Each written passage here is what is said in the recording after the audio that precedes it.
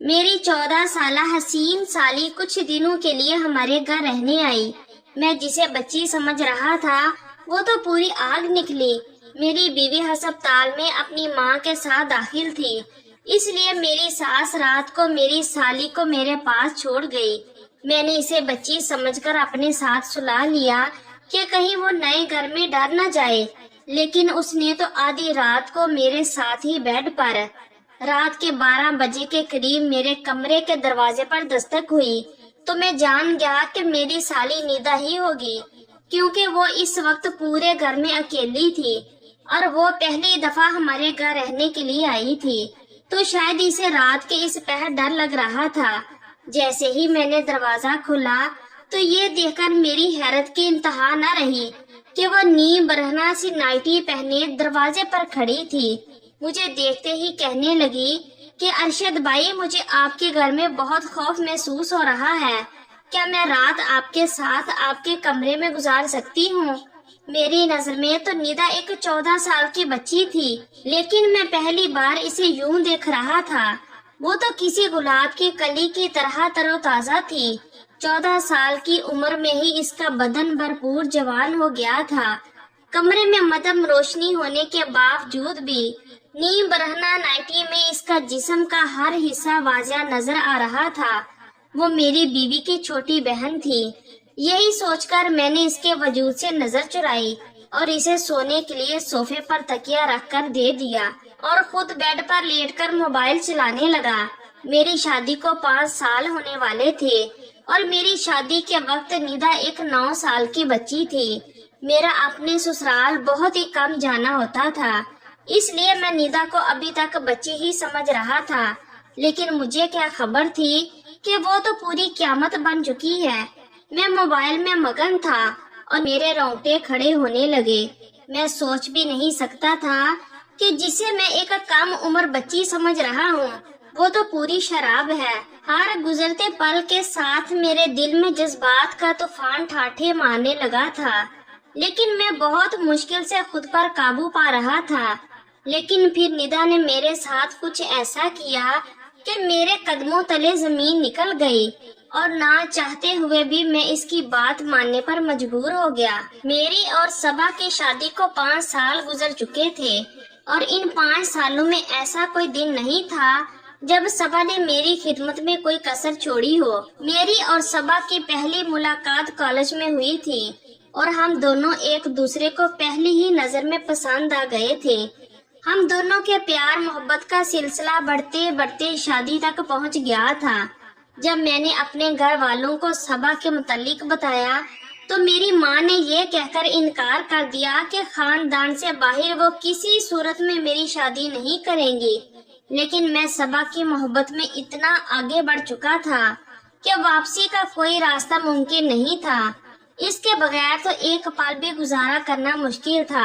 ہم دونوں اپنی ہی محبت میں ساری حدود پار کرتے ہوئے تمام رشتے قائم کر چکے تھے۔ کالج میں جانے کے بعد ہم دونوں ایک دوسرے کا ہاتھ پکڑ کر واپس باہر نکل جاتے اور کالج کے پیچھے بنے ہوئے چھوٹے چھوٹے ہوٹلوں میں ایک دوسرے کے ساتھ وقت گزارتے۔ میں نے اپنی ماں کو منانے کی بہت کوشش کی، لیکن وہ کسی بھی صورت میں اس شادی کے لیے راضی نہ ہوئے اور میں نے صبا کے ساتھ با کر شادی کر لی۔ جب میرے ماں باپ کو اس بارے میں علم ہوا تو انہوں نے مجھے گھر سے ہی نکال دیا، کیونکہ میں کوئی نوکری نہیں کرتا تھا اور نہ ہی میری کوئی کمائی تھی۔ اور جب صبا کے گھر والوں کو اس بارے میں پتا چلا تو وہ بھی ہماری شادی کے خلاف ہو گئے، اور وجہ یہی تھی کہ میں کچھ بھی نہیں کماتا تھا۔ بہت مشکل سے میں نے صبا کے گھر والوں کو راضی کر لیا، لیکن صبا کے گھر والوں نے ہم سے ملنا جلنا ختم کر دیا تھا۔ کافی عرصے تک میں اور صبا فاقوں والی زندگی گزارتے رہے، لیکن جیسے ہی میری نوکری لگی اور میرے حالات کچھ بہتر ہوئے تو صبا نے اپنے گھر والوں سے ملنا جلنا شروع کر دیا۔ لیکن اب وہ لوگ مجھے بالکل بھی پسند نہیں تھے، کیونکہ جب مشکل حالات تھے تو انہوں نے مجھے نہیں اپنایا تھا، اور اس لیے میں صبا کے گھر نہ جانے کے برابر جاتا تھا، سال میں 1 یا 2 دفعہ۔ اس لیے میں نے صبا کی چھوٹی بہن نیدا کو کبھی صحیح سے دیکھا بھی نہیں تھا، نہ ہی میں اس بات سے واقف تھا کہ وہ اب 14 برس کی ایک خوبصورت لڑکی بن چکی ہے۔ خدا نے ہمیں اولاد کی نعمت سے کئی سالوں تک محروم رکھا تھا اور بہت زیادہ علاج کرانے کے بعد اب صبا ہمارے بچے کو جنم دینے جا رہی تھی۔ میرے گھر والے تو تھے ہی نہیں، اس لیے مجبوراً مجھے صبا کی ماں کو بلانا پڑا، اور جب ہم صبا کو ہسپتال لے کر گئے تو ڈاکٹر نے بتایا کہ صبا کو 1-2 دن ہسپتال میں داخل رہنا پڑے گا۔ پریگنینسی کے اس عرصہ میں صبا کو بہت سی بیماریاں ہو چکی تھی، اس لیے اس کا کیس کافی مشکل تھا۔ صبا کے والد کہیں شہر سے باہر گئے ہوئے تھے، اس لیے صبا کی والدہ نے اس کی چھوٹی بہن کو میرے پاس ہمارے گھر میں چھوڑ دیا، کیونکہ وہ اسے اکیلا نہیں چھوڑ سکتی تھی۔ میں بہت عرصہ بعد صبا کی بہن ندا کو پہلی دفعہ دیکھ رہا تھا اور میں اس کو دیکھ کر حیران رہ گیا تھا۔ میں تو صبا کی خوبصورتی کا ہی دیوانہ تھا، لیکن اس کی چھوٹی بہن تو اسے کہیں زیادہ خوبصورت تھی اور اسے دیکھ کر میں صبا کو بھول گیا تھا۔ ندا نے صبا کی غیر موجودگی میں گھر کے سارے کام کاج بہت اچھے سے کیے اور مجھے بالکل محسوس نہیں ہوا کہ صبا گھر میں نہیں ہے۔ اس نے سارے گھر کو سلیقے سے صاف ستھرا کر کے سونے کی تیاری شروع کی تو میں بھی اپنے کمرے میں چلا آیا، لیکن تھوڑی ہی دیر بعد جب کمرے کے دروازے پر دستک ہوئی تو میں جان گیا کہ ندا آئی ہے۔ شاید اسے کسی چیز کی ضرورت تھی، لیکن میں اس بات سے بالکل بے خبر تھا کہ ندا تو کچھ اور ہی ارادہ لے کر آئی ہے۔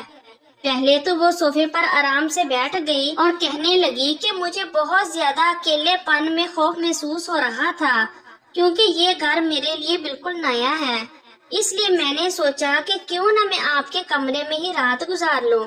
میں نے ندا سے کہا کہ اچھا کیا جو تم چلی آئی، یہ تمہارا اپنا ہی گھر ہے، تم یہاں آرام سے سو سکتی ہو۔ لیکن ندا کو یوں نیم برہنہ نائٹی میں دیکھ کر میری نظریں بار بار اس کے جسم کا طواف کر رہی تھی۔ مجھ سے باتیں کرتے کرتے وہ صوفے پر لیٹ گئی اور میں بہت مشکل سے اسے نظریں چرا کر اپنے فون میں دھیان لگانے لگا۔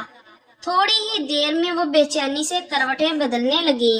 میرا دھیان بار بار بھٹک کر اس کے وجود پر جا رہا تھا، اور جب میں نے اسے بے چین دیکھا تو میں پوچھ رہا تھا کہ کیا ہوا ہے۔ وہ کہنے لگی کہ یہ صوفہ بہت زیادہ غیر آرام دہ ہے اور میں اس پر آرام سے سو نہیں سکتی۔ یہ سنتے ہی میں نے اسے کہا کہ وہ بیڈ پر آ کر سو جائے اور صوفے پر میں سو جاؤں گا۔ وہ جیسے ہی بیڈ کی طرف آئی تو میں اٹھنے لگا۔ ندا نے فوراً ہی میرا ہاتھ پکڑ کر کہا کہ ارشد بھائی، آپ کو تکلیف اٹھانے کی کیا ضرورت ہے، یہ آپ کا اپنا ہی گھر ہے۔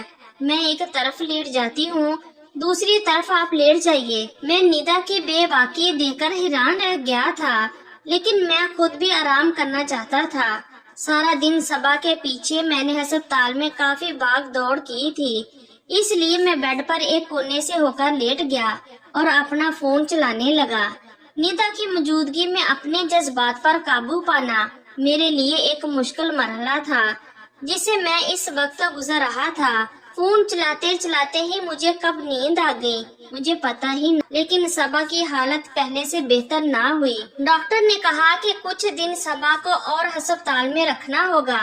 یہ سن کر نہ جانے کیوں مجھے عجیب سا سکون محسوس ہوا کہ صبا جتنے دن ہسپتال میں رہتی مجھے ندا کے ساتھ وقت گزارنے کا موقع مل جاتا۔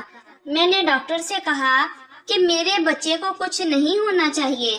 ڈاکٹر نے مجھے تسلی دی۔ میں رات تک ہسپتال میں رہا اور رات کے وقت میں صبا کی امی سے یہ کہہ کر گھر واپس آ گیا کہ ندا گھر پر اکیلی ہوگی، اب مجھے واپس جانا چاہیے، کیونکہ ہسپتال میں صبا کے ساتھ کسی عورت کو ہی رکنے کی اجازت تھی، اس لیے صبا کی امی کا رہنا بہت ضروری تھا۔ میں جب ہسپتال سے گھر واپس لوٹا تو ندا بہت ہی خوش تھی۔ اچانک ہی وہ مجھ سے پوچھنے لگی کہ میں صبا آپی کی الماری کھول کر دیکھ سکتی ہوں کیا؟ میں نے ندا سے کہا کہ اس میں بھلا پوچھنے کی کون سی بات ہے، تمہاری آپی کی ہی تو الماری ہے۔ اس نے کہا کہ چابی دے پھر مجھے۔ میں نے اسے چابی دے دی اور وہ صبا کی الماری کھول کر ایک ایک چیز دیکھنے لگی اور صبا جو کپڑے میرے لیے رات کو پہنتی وہ نکال نکال کر مجھے دکھانے لگی اور مجھ سے پوچھنے لگی کہ اس میں سے آپ کو کون سا پسند ہے۔ میں نے ایک چھوٹی سی نیلے رنگ کی نائٹی پر ہاتھ رکھا اور اسے کہا کہ یہ صبا پر بہت جچتی ہے۔ یہ سنتے ہی ندا وہ نائٹی اٹھا کر کمرے سے نکل گئی اور جب کافی دیر بعد واپس آئی تو میری آنکھیں حیرت سے پھیل گئی۔ وہ صبا کی نائٹی پہنے اس سے بھی کہیں زیادہ حسین لگ رہی تھی۔ اچانک ہی وہ میرے آگے آ کر مسکراتے ہوئے پوچھنے لگی کہ یہ میرے بدن پر زیادہ جچ رہی ہے یا آپ ہی پر زیادہ جچتی تھی۔ یہ سنتے ہی میں نے اسے اپنی باہوں میں بھرا اور بہت محبت سے اسے کہا کہ یہ تمہارے بدن پر بہت خوب لگ رہی ہے۔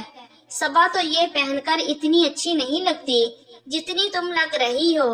میں نے اس کے ہاتھ میں پکڑا موبائل لے کر سائڈ پر رکھ دیا اور خود میں اس پر اپنی دیکھا کیونکہ میں جانتا تھا کہ اب ہم دونوں کا ملنا بہت مشکل ہے۔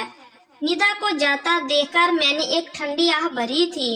تھوڑی دیر بعد جب میں دودھ کا گلاس لیے اپنے کمرے میں پہنچا تو صبا گمسم سی بیٹھی ہوئی تھی۔ میں نے اسے کہا کہ کوئی بات نہیں، اگر ایک اولاد چلی بھی گئی تو ہمیں اللہ دوبارہ اولاد سے نوازے گا۔ میری بات سن کر صبا نے مجھے بہت عجیب نظروں سے دیکھا اور کہنے لگی جو میں نے کھو دیا ہے اسے دوبارہ پانا ممکن ہی نہیں۔ صبا کے لہجے نے مجھے چونکا دیا تھا۔ میں اس کے آگے ہی بیٹھ گیا اور اسے کہنے لگا کہ ایسی بات کیوں کر رہی ہو۔ صبا کہنے لگی کہ ندا میری سکی بہن نہیں ہے بلکہ وہ میری پھپھو کی بیٹی ہے جسے پھپھو کے انتقال کے بعد ابا ہمارے گھر لے آئے تھے۔ لیکن ندا کو بچپن سے ہی مجھ سے بہت نفرت تھی کیونکہ گھر میں ہر چیز میری تھی اور اسے ہر وہ چیز چاہیے ہوتی جو میرے پاس ہوتی۔ ابا نے کبھی اسے کسی چیز کی کمی محسوس نہ ہونے دی لیکن اس کے باوجود بھی وہ مجھ پہ حسد میں مبتلا رہی۔ اس کی نظر ہر اس چیز پر ہوتی جو ابا میرے لیے لاتے یا جسے میں پسند کرتی۔ جب میری تم سے شادی ہوئی تو تم میرے گھر آیا جایا نہیں کرتے تھے اور مجھے اس بات کی تسلی تھی کہ وہ تم پر اپنی نظریں نہیں جمائے گی، لیکن مجھے اندازہ نہیں تھا کہ وہ میرے حسد میں اتنی آگے بڑھ چکی تھی کہ اس نے تمہیں مجھ سے چھینے کے لیے وہ سب کر دیا جس کے بارے میں سوچ بھی نہیں سکتی تھی۔ صبا کی آنکھوں سے آنسو بہہ رہے تھے اور وہ مجھ سے کہہ رہی تھی کہ ندا نے جانے سے پہلے مجھے